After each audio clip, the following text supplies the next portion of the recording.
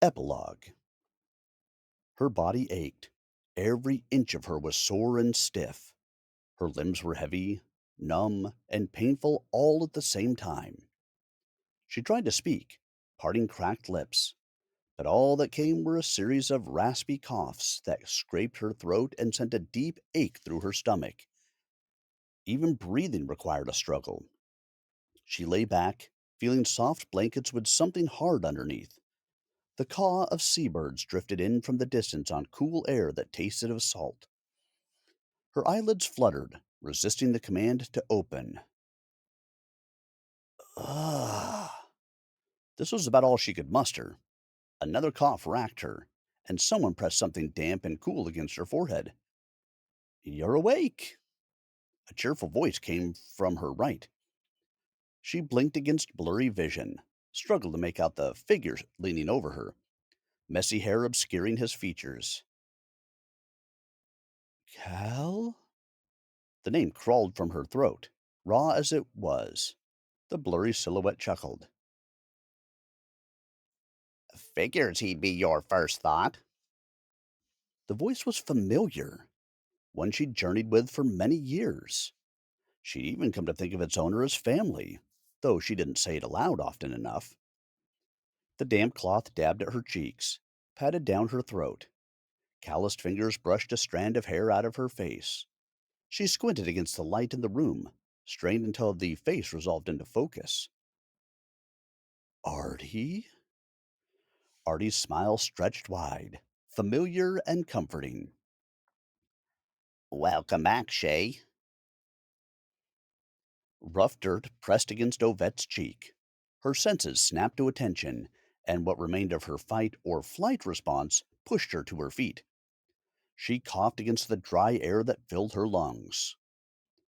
Rolling hills, barren of life, stretched in every direction, the cracked earth mirroring the parched sky. Dust swirled in what passed for wind. A body lay a few feet away from her. Its tousled black hair was matted with sweat. Its leather jerkin burned beyond use, and next to it lay a dark sword streaked with white. Cal! She scrambled over to him, cradling his head in her lap. Come on, Cal, wake up! She struck his face with her palm.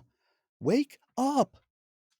Cal groaned. His eyelids parted, straining against a relentless sun that baked the land beneath it. Where are we? He rasped as she helped him to his feet. Ovette scanned the horizon for a familiar landmark, but found none, save for Sanctum Spire looming in the distance, large cracks running through its stone faces. She reached for her gift, for the ever burning fire that she held inside of her, and found nothing. Where there should have been a roaring flame, she found emptiness, a persisting hollowness. Cal dropped to his knees, clutching his head. Sweat poured from his brow and sheeted his reddened face. Cal, what's wrong? My head feels like it's about to split open. He doubled forward and landed on all fours. His teeth were set harsh against the pain. Ragged shouting pulled Ovette's attention to a group of approaching men, clothed in rags more tattered and dirty than the miners of Igni. They brandished weapons with rugged, rusted, jagged edges, swords and spears that looked as though they'd been torn from the hull of an airship rather than fashioned in a forge.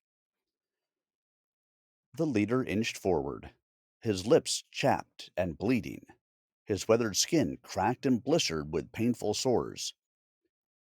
He jabbed a spear in Ovette's direction. What do you want? Why are you here? We no pay. We no pay dread.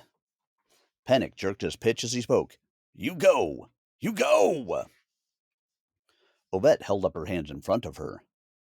We're not with the dread. We're lost. She stepped forward toward the twitchy leader, only to be met with jeers and more spear jabbing. We just need to find some shelter and some water. Can you help us? Help us! Help us! Someone from the group jeered. They pay! Another shouted. Despite his frame, the leader moved with alarming speed.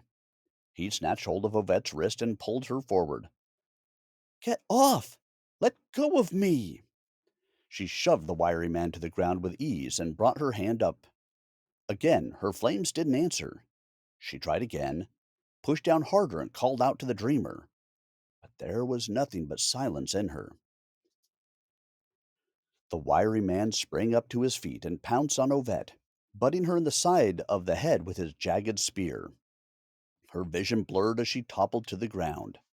Rough stones bit her cheek as several pairs of hands pawed at her arms and back. No! Get off of her! Cal's voice cried out, deep and guttural. He trembled as he stood, his skin flushed red, his blackened hand held out in front of him, heat shimmering in the air between his fingers. I said, let her go! A gout of black flame erupted from his palms, wild and hungry, engulfing the closest of the ragged group, reducing him to ash. The flames vanished as quickly as they'd come, and Cal fell face first to the ground.